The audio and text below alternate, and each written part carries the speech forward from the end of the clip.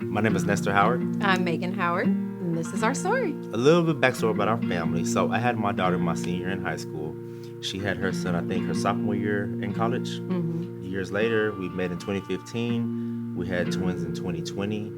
And so now we have a blended family of 6. Blending families is hard. And You ain't lying. before we started pursuing Christ as a couple, our home felt very empty. Our oldest children didn't really communicate very much. They didn't spend a lot of time together.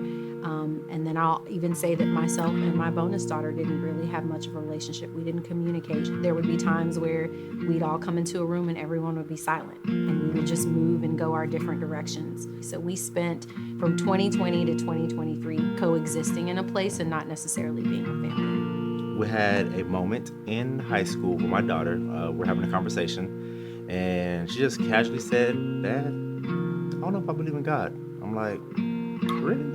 So it kind of bothered me a little bit. It kind of made me feel bad, like, are we not modeling God? Like, why would she say that? You know what I mean? I prayed on a Friday. We came to the church on a Sunday. We sat down somewhere, and during praise and worship, someone came up to me, tapped me on the shoulder, says, "Man, do you mind if I pray for you real quick?" I'm like, I'm trying to praise, but sure, go ahead, And he started praying, and like every word that he said during that prayer was what I prayed about, about me being a better man, lead his family to Christ, like just these things that he wouldn't have known if it wasn't God.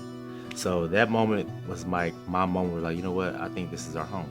Since 2023, we have experienced so much life change, from the baptism of our oldest daughter that shared that she was wavering maybe with her belief, joined a dream team. And since then, we, like my wife said, we connected with other people, other couples. I think my wife shortly after joined Parties of 8, introduced me to those men, and then I built community with those men, and we play basketball on Saturday morning sometimes. And then our kids love it. Our twins are asking us, "I want to go to church." It's Tuesday. "I want to go to church." So it's like, we just couldn't ask for a better church and better community.